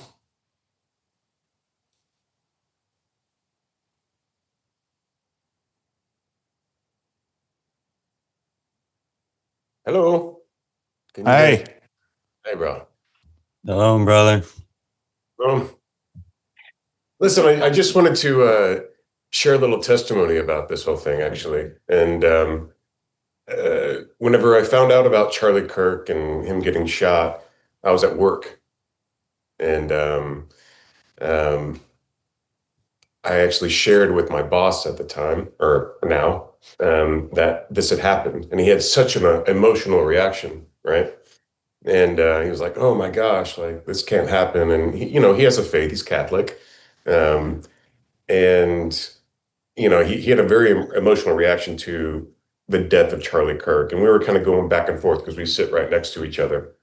Now, this is a gentleman that I've recently shared that I keep Shabbats and I keep the feasts and I need those times off. And, he kind of struggles with that because he doesn't understand it, dealing with Rome type things. And, just walking with him in this whole thing, we kind of had a bond. And I knew that that Charlie Kirk meant a lot to him because that was part of who he followed quite a bit. And he liked the fact that he had this biblical faith and, just the whole thing. And he really respected him. And, we kind of tracked the whole news and had they caught anybody, all the things, and nothing happened. Next day came and he just looked rough, like almost like he hadn't slept the night before. And, I went to him after a little while. I was like, hey, man, you okay? He's like, I'm still really upset. Still really upset. And I was like, well, fair enough, And so we kind of just spoke for a while. Hold on. Why is that going to silence me? Okay. Anyway, towards the end of that day, because he listens to alternative radio and that kind of stuff, he came to me and let me know that he knew, or he had found out that Charlie Kirk was keeping the Sabbath. And he was like, I might have some questions about this, because it was kind of like just a confirmation to him, like, okay, now I'm seeing that, okay, you keep the Sabbath. I don't understand that, I don't understand why you're keeping the feast, but now I've seen this guy who's just been sacrificed or, assassinated, who I respect, and he's keeping the Sabbath. So he's kind of getting like this mindset. And I don't really know where that conversation is going to go. It might open up a doorway to be able to shine that light. And Michael, you said it earlier about, having that hope, being ready to have that hope within, or present that hope within us, right? And I just thought that it might be a microcosm of what is to come in the tribulation. And specifically in Revelation 12:17, whenever Hasatan comes for those that have the testimony of Yeshua and believe in the commandments of Yah, isn't that going to be something that people don't understand right now? But if something comes in the future, people might question. They're like, oh, well, I might know someone who actually does this, and I just thought that even though people may not understand what we do right now, whenever things like this happen, they might know a place where they can go to ask questions whenever they don't understand something and it comes to the forefront. And that might be a testimony to Charlie Kirk and what he went through. But I just wanted to share that, like, always have that place and be ready for people that want to ask questions, especially when they get exposed like this. Because Charlie Kirk's death, I didn't even know that he kept Shabbat, or he was trying to do it in his own understanding. I didn't even know that until he died. These are things that are coming out after the fact. But I'm just saying that in the future, you might get asked to expound on your faith, no matter what that looks like, even if it's not understood. I just wanted to share. And Kyle, your situation wouldn't even be possible if you hid your light under a bushel. Like you're not going around shining the torch of truth in your boss's eyes while he's still waking up, proverbially speaking. That just generates offense. But you haven't hidden your faith either. It goes back to what I've said before. Light does not go looking for places to shine. It shines where it's at. And people will either be drawn to it or they will run away. And so again, Curtis was saying, we're not to be islands unto ourselves. We're not to be little kibbutzes. We're not to be so far removed that we don't even know what to do when people come around us. But again, the encouragement is don't be ashamed. When people ask questions, answer them. But those people are not going to know to come to you to ask questions if you've hidden your faith. Like I know people that they get so afraid of sharing, they for fear of offense, or whether it be shame or guilt, whatever, it doesn't matter. And so, yeah, the Christian model says go shine the torch of truth in people's eyes and blind them. So does the Torah terrorist model. Go and bash everybody, But I think I agree with you, Carl, that we need to be ready. If we're just preaching the gospel, very more often than not involves our action, not our words. And if people can't see that being preached through our actions, they won't know to come to us for the questions when things like this do occur.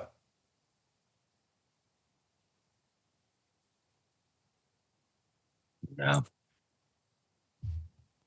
It's funny, after a while, you realize what Paul meant when he said, be all things to all people. He wasn't saying agree all things with all people.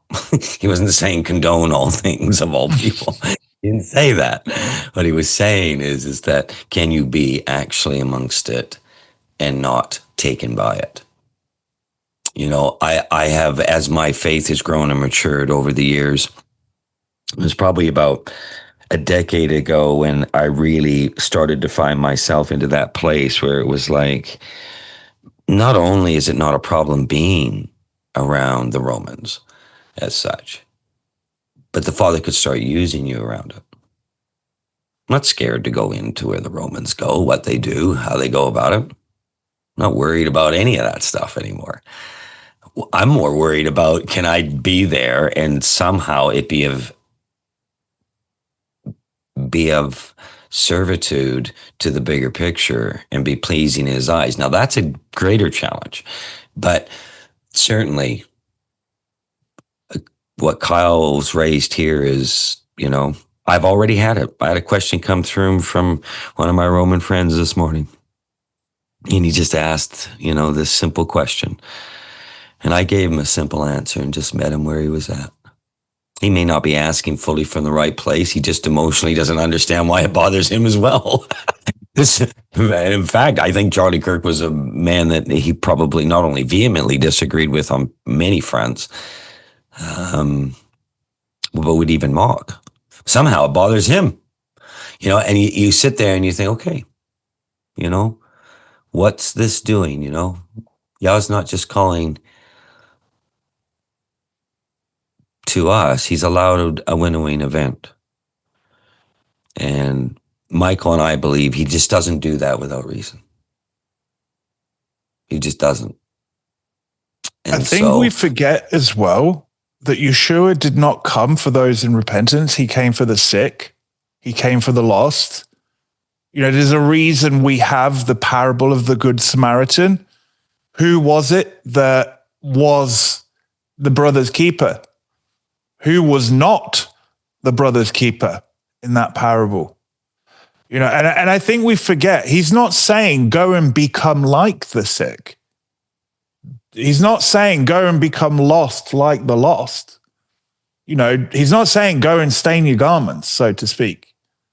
But he's saying be there. Know how to deal with them. Know how to speak with them. Know how to reason with them.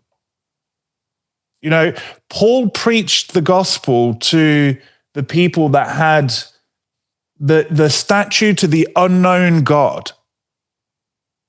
And he was able to speak to them in a way they could understand. And right now, the religious body, by and large, broad brushstroke, has completely lost that ability. On both sides of the river, Judah just isolates itself completely. Christianity either isolates itself or annoys people by knocking on their doors, and Messianic Hebrew roots, I don't know, like all of the above. Well, they're the firing squad. They all line up in a circle and shoot each other and think that's the witness. And so, yeah, you know, I think like Curtis said this earlier, I think we're going to be surprised at who Yah sends our way. We all pray that prayer, Father, use me. Who here has found that when the Father does decide to use you, it was definitely not the way you expected and not with who you expected? Oh boy, do I learn that often. We don't create the harvest. We didn't create the wheat, nor do we tell it to grow, the sun and the water and the rain. And it's all him. He's just saying, can I use you in it? It's a reflective moment. It's a winnowing moment. It's a reflective moment. And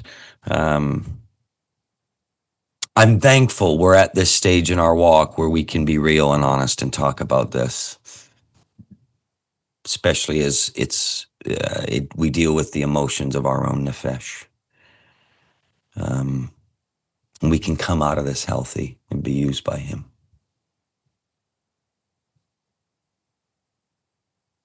At the very least, we don't want the courage of this Christian brother to go in vain. The very least. But we don't have to join sides. I know that Charlie would say things for me personally I didn't agree with all the time. Or how he said it. But you know what? I don't think Charlie Kirk was the sort of person that said everything I'm doing, everything I'm saying is perfect. I think he was actually growing, learning, and maturing. He was just willing to have that dialogue openly. And in my mind, in the end, you know, when it comes to people that are working through their journeys right now, I'm not sure that I want to, you know, we always say, hey, Michael, you know, it's not over until he says it is. Yeah, I just said it was over with Charlie. And so why?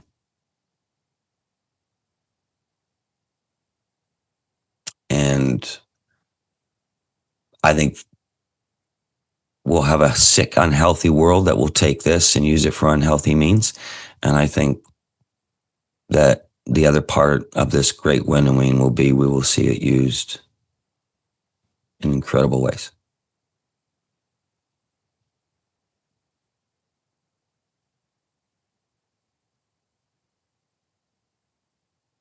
Let's, Trisha. Shabbat shalom. Can you guys hear me? Shabbat shalom. We can. Not at all. Hang on. Let me ask you to unmute. You've just muted yourself again there. My bad. So all the good technology. I just wanted to I guess, say a few comments because it's still Yah's Shabbat and I want to try to honor it the best I can. But my daughter, my 13-year-old, she spoke such wisdom regarding this because even after hearing it, it's like that thing that takes you out at your knees. You're kind of like, wow, this is huge. And she spoke that although this is a very sad time, like a very, very hard time, that we must keep walking. And it brought me to thinking, like, are we truly walking in the faith that we say we have and the hope that we say we have? Are we really standing on that firm foundation that, yes, Charlie was a wonderful gentleman, a brother, and what happened was very, very sad. But are we having a hope that, are we going to see Mr. Charlie again? What that looks like in the kingdom and stuff like that? And then also, I feel like this is going to potentially expose where a lot of people have put other people, because I'm very guilty of this, elevating other people, perhaps even higher than Yah or to a level of Yah. And especially in the body, if we really follow Yah, I feel like this is going to be perhaps like a crushing for a lot of people that you say you follow me. Well, let's get all this dross out. And I talked to a sister a few days ago and we spoke so deeply about the trials and stuff that come up right before the feast, because obviously I kind of slipped my mind. Like, we're excited about Sukkot, like, woohoo. And then things happen and you're kind of like, oh, hello. And how much you see Yah in those trials, because the world, although they are going through hot things and they are going through trials, it's not the same. Right now we are being refined and things are being brought to the surface so that we can be honorable to him and all the things that he wants as we're trying to in this fleshly part of life. And I just feel like this is going to be really huge for a lot of people, and it's going to have us, I don't know, kind of take account, like, where am I in this? Where am I standing? Do I stand as close to Yah as I think I do? And it's just, like I said, it's beautiful to hear it from like my 13-year-old, because I can be quite emotional, and my children are very realist. Like, when people pass away, it's very hard, but they're like, Mom, they're sleeping. We got to keep walking. And that's a beautiful encouragement. And I think a lot of the body needs to hear that although it's hard, and although what happened to him was hard, we can't imagine the darkness too, that the gentleman that decided to do this act, what was he going through?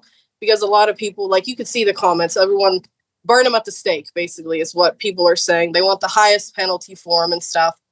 But we have to think too, at the same point, this is also someone's son. This is someone's potentially brother, friend, so on and so forth. And we still want Yah for that person. We still want him to be able to penetrate the darkness, that whatever happened there, if this person so chooses, because we have that sovereign choice. And it's a very, I think, reflective time. And I loved Mr. Charlie Kirk's debates. Like, it brought up really great conversations between me and my 13-year-old, like really deep things, and then deep things that I could speak to my sisters and stuff about. And I liked how he was able to, like I said, speak to the public and give them a voice whenever I don't think they could feel like they were heard. And just like, I greatly enjoyed hearing about, he like did Shabbat and stuff. Like, that's like 2 thumbs up. That's super cool.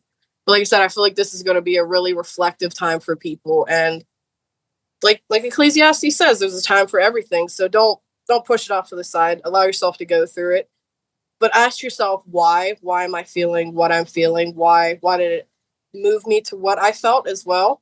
Then just, I think there needs to be a lot of reflecting, myself included, as moving forward, especially with the times we know are ahead, if that all kind of makes sense.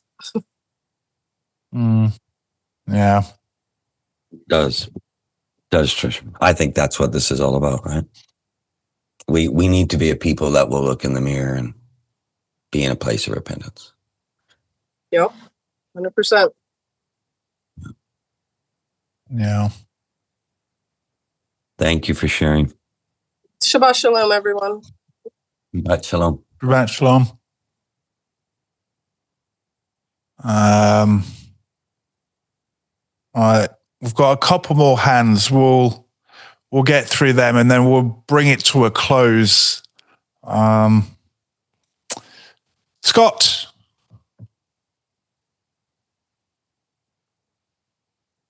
Hello, Shabbat Shalom. Hey, Shalom. Well, professors, thank you for today. This really hits home with me. As I've been going over the emotions from my brother passing, and then this thing with Charlie Kirk. And I was sitting here last night battling the flesh, all kind of cynical thoughts, going through the emotions. And when I looked at the title of today's teaching, The Hope Within Us, and I was thinking about all these people that Charlie Kirk has been talking to for so many years now. It's like a wave, a giant wave just immersed me. And my focus went from cynical thoughts to these people have no hope.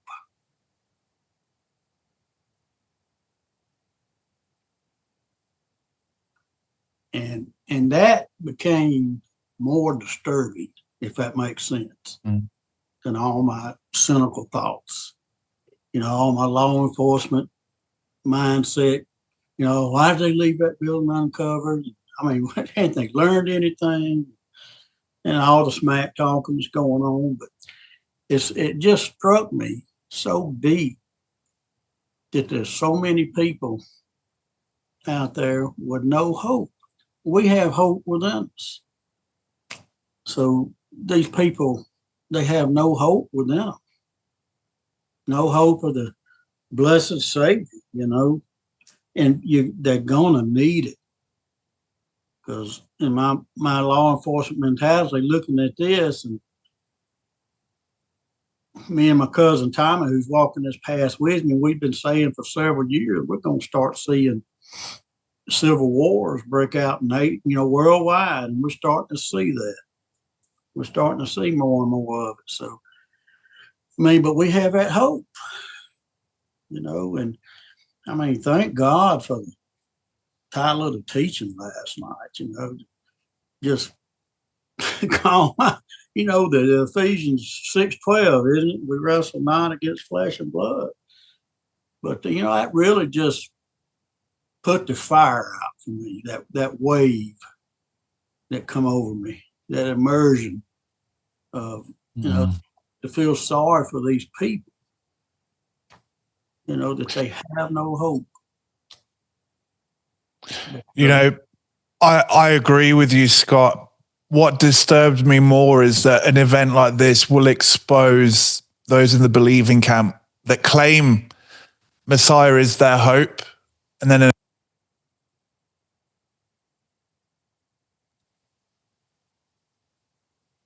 okay, I don't know what you heard, but the believing camp.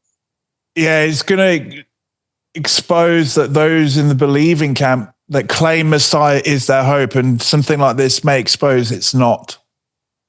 Such because this is going to get worse and worse, and it's going to take the king to fix it. You know, while I admire Charlie Kirk's abilities in what he was able to do, he wasn't the one that was going to fix this. That's right. And nor will it be Trump or insert into the blank. But yeah, Curtis and I were having a moment of brevity going, couldn't have titled the teaching any better, you know, because it exposes those who don't have hope.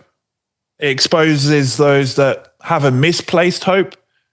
It will also expose those where their hope is in the right place. Like, this is why Curtis and I were very much, this is a sifting, winnowing event. It is. And of course, you see it out there on the internet. You know, people wanting, well, they're outside the camp, you know, celebrating his murder and all. But yeah, I've seen what, you know, and I have seen what you're talking about. The hope, like I say, and I said it earlier, I think I put it in the chat, the Roman eagle has two wings, one side Republican, the other side, I guess, a socialist Democrat, but they're both attached to the same bird. And I don't get involved in politics. I don't go to the polls. I'm waiting on the coming kingdom. That's what I'm looking for. But Scott, one of the things that, we've on the lead up to this over the last 5 years, and we've been trying to say that you're about to see Rome versus Rome. Yeah. And the question is, what are we amongst that? It says to give an account for the hope that's within us. It doesn't say go shove the hope that's within you down their throats. When you're asked to give an account of something, there's something that came before that, and that was a question. And we don't realize that what we're being instructed to is give an account when it's required of you. Don't make an agenda out of it. Be a light, be a witness, and watch what I can do. What the Father just allowed to have happen, the courage that was within this brother serving the best he knew how. We couldn't orchestrate any of this. And yet it brings us to this kind of a moment where we consider what is the account of the hope that is within us. And it's going to be required of us moving forward. And if we're engrossed with everything that's coming and inquiring us of that account, we're not going to be of much use. If we're affected by it, if we're controlled by it, if we're manipulated by it emotionally, mentally, we're not going to be able to be used. We have to be set apart. We have to be separate from this, because there's going to be people that are coming and asking us to give an account. And I could give an account, and I started giving that account when I left the Southern Baptist Church back in 2018. And I can tell folks, and I started telling them then, the miracle of salvation, it changes you. I was experiencing changes from within myself, right? And then I can tell people that if I had not started observing the Sabbath in Torah, I don't think I would have survived that heart attack I had in May of 2018. But from spring until from March to that May, I started observing the Sabbath and Torah and seeking Elohim and, saying a prayer, Father, let my thoughts, let your thoughts and desires be mine. You want the truth. I mean, I testify the truth in court during law enforcement cases. Truth is important. But I don't go nowhere much. My mother has hardening of the vascular cerebral arteries, which is dementia, and I see to my mother, and I'm trying to see to my three sisters. After the passing of my brother, and only place I go is the Walmart or Superfoods, to take mother to the grocery store. Other than that, I'm here cutting grass and working my vegetable garden. So, I mean, I can be a light afar off, but, I do know that I love humanity. When I'm in the store, it's like my soul has a smile on its face, and not just my mouth is smiling, but I'm able to smile through my eyes at people, and I don't have the IQ that you have, Brother Curtis, or the IQ that Brother Michael has, or the IQ that Charlie Kirk has. To be able to explain things. That's why if someone asks questions, I can point them. They go to Olive Branch Fellowship, River Shabbat, go to the River Branch Fellowship. They can explain it a lot better than I can, but I can hit on the fundamentals. He's going to change your desires. He's going to change what you want, what you finally see the world has nothing to offer me. I'm not trying to make a bucket list. Have no desire to make a bucket list. Just living it out as best I can every day, around my family. And about the best thing I can do for folks is cook for them, Lately, I've been cooking some mustard greens and whatever for folks and cornbread, and they love that, And that's the way I love on people too, is cook for them. That's wonderful.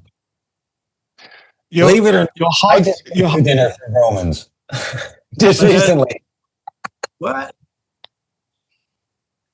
I didn't hear you. I just say no, good on you, because that's just something. Yeah, I just went and I cooked dinner for my Roman friends over a couple of nights just recently, and there's something beautiful in that, when we just go, you know what, and it gave me a chance to give an account that, for the hope that's within me. Just gonna be willing to take some lashes along the way, because Romans have no problem mocking you. No, that's right. But they're not doing it because they're trying to be mean. It's just they're trying to process something, A lot of it's been a bad witness that's come from the religious camp over the course of their life anyway. So, you learn to just go, you know what, I understand why you're there. We've maybe not been the I just smile at them when I get mocked. Yeah. Got mocked. it's funny telling them as well, I don't like religion too. And they look at you kind of cross-eyed, But what you were saying, Scott, reminds me of everyone has their gift. One man has this gift, another man has that gift. Revelation says they overcame by the blood of the Lamb and the word of their testimony. It doesn't say by the word of their PowerPoint teaching put together on 65 slides. It doesn't say they overcame by their oratory speech of eloquency. They overcame by their testimony. Right. That's powerful. And so, I appreciate you saying, Scott, your gift is not, doing, say, a teaching per se, but you do have a testimony, and that's equally as powerful, if not more so than a teaching, because it's real. It's attainable and it's relatable too. And that will be my encouragement to the community right now. It's not about going out and winning over and trying to be a light on the street corner and all. It just have a testimony. Speak from your life. Proclaim your faith. Especially now, we're told to. We're coming into the appointed times. Proclaim it. If you know what I love about this community? We can have people show up in the very earliest stages of their journey, and we're watching a community be respectful to these people. They might be just coming, looking deeper at their Christian faith, or maybe they have never had a faith at all, and yet this community is starting. They're not driving these people away, or they're not. Well, you don't know as much as, or you're not doing this properly. We're seeing beautiful fruit go on, and our prayer is, I hope the Father just we become a safe place. You know what? If he brought us 100 unbelievers tomorrow and showed up on Shabbat, would we as a community know what to do with them? Would we be that vessel? I want to fix some food for them right off the bat. Yeah. Will we be? Could he send us 100 that have just questioning whether they should even believe in their Creator next week at Shabbat? Could we even be trusted with that? If we can get to that place, we'll be a part of the harvest. So what does that look like and all that? And this is why we're learning, we're growing, our hearts are being circumcised, we're understanding his wisdom, his truth, his compassion, the ability to reflect and be a vessel for Messiah. And, this is the place that we determined to go many years ago, to go, okay, all right. And you get lashed for it, but you also see the beautiful fruit of it. Right. We actually witness heart circumcision in hundreds and people's lives and families healed and marriages and whatnot. That's the reward of serving into this wider community. And it is staggering. It brings tears to my eyes, the fruit that we see, not the mocking, not the lashes, not somebody who would attack us. That doesn't bring tears to our eyes. Makes us question our own Nephesh and whether we're handling that all right. What has truly brought tears of joy is actually seeing the hand and the work of Messiah in people's lives in this community. Something we know we cannot do. It has to be him. That brings true joy. We just serve Right. along the way. Anyway, thank you, Scott. Thank you. And I don't know, maybe I can get some Southern cooking from you one of these days. Who knows? Be more than happy. It'd be an honor.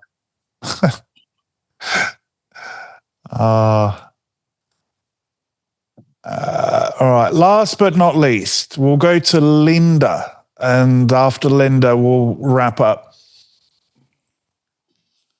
Shabbat Shalom, everyone. Shabbat Shalom, Linda. Nice to actually meet you, Michael and Curtis. I've been looking at you guys for about a year. And I've been involved in other Torah communities, but it's been wonderful. You guys are great. So I plan on actually being here and a few times as often as I can with you.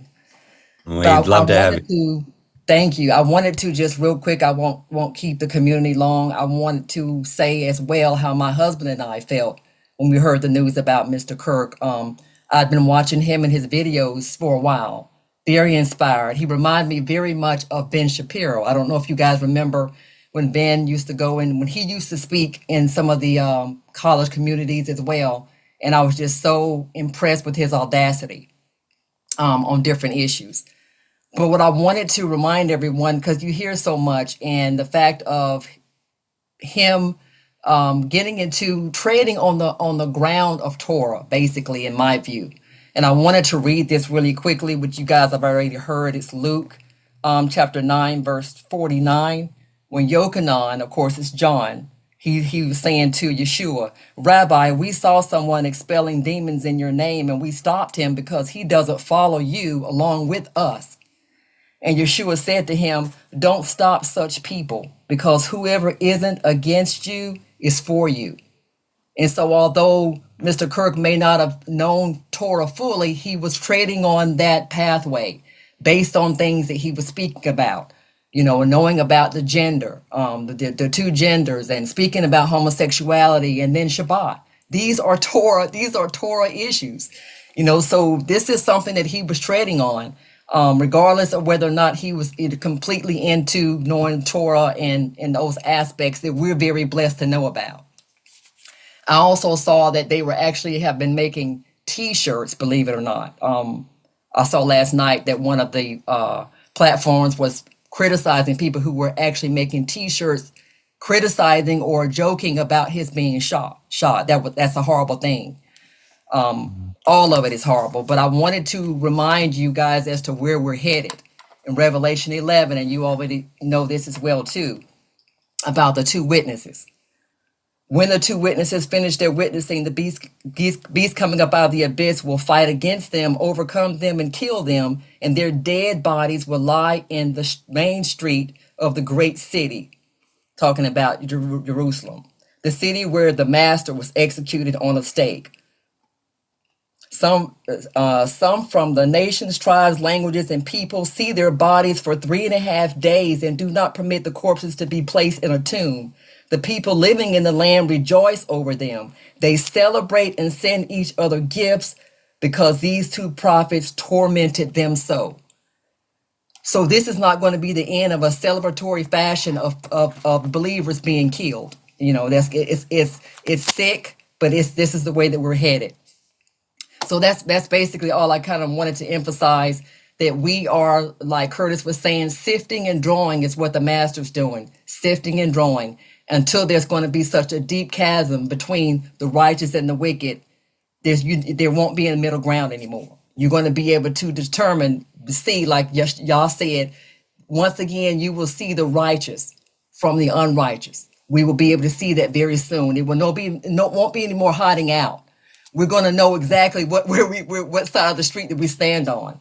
So this is all spiritual. It was all a spiritual movement. And I also wanted to mention, and you guys probably have heard, persecution of Christians have been going on constantly, and they have increased since 2023.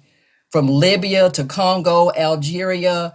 I'm not sure if you guys are tracking and seeing that. I have actually an app that I actually look at as to all the persecutions. So this has touched us in a way, because now we're looking at martyrdom in the United States. And this has totally knocked us off our rocker. But I think this is just the beginning for what's going to be happening in the U.S. So thank you all. Shabbat Shalom. And I love you guys. Stay strong. Thank you, Linda. Thank you, Linda. Thank you, sister. You know, Michael, another thing, I'm thinking of all of this, just discussing all this, but one of the things that is Charlie did his best to serve amongst this and his faith the best he knew how. One of the things I always, I did appreciate about, like I said, I never got a chance to see a lot of Charlie's stuff, but the stuff I did do, what I was always impressed by was that he never self-righteously judged the position that was coming against him. And I remember always being impressed with that by him, because they would actually attack him, like quite, I mean, at least the things I saw. And I always respected that he never got self-righteous on them. His views might have disagreed with their ideologies and all those sorts of things, but he never went into the place of judgment. He never judged them in the sense of, I pass sentence on you, or you're this, or that. And I always remember respecting that also about him. That was just something I forgot to mention today, that he never went into that place that he shouldn't have. And I respected that. Because quite honestly, even just emotionally, some of the things that were being said to him, you could react quite seriously emotionally, and yet I saw that reservation and that control, and he never entered into that place, not that I ever saw. And I just respected that too, that, you're going to have things hurled at you if you're going to be around this, we don't need to sit on the seat. Yeah.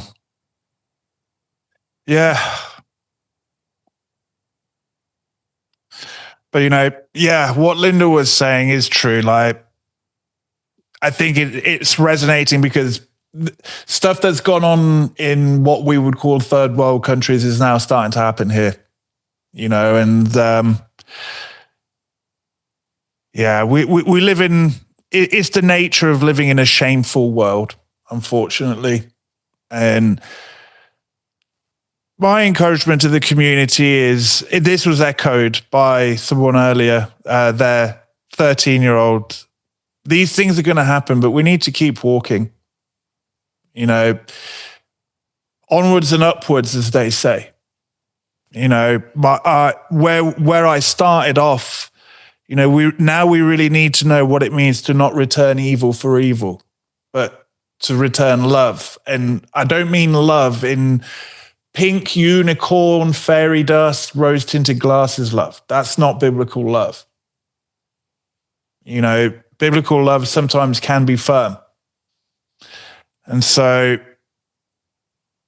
now more than ever, we're being given a chance to be a light, to have an answer for the hope within us.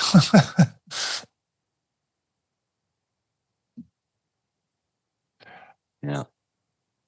Can we love what Messiah loves?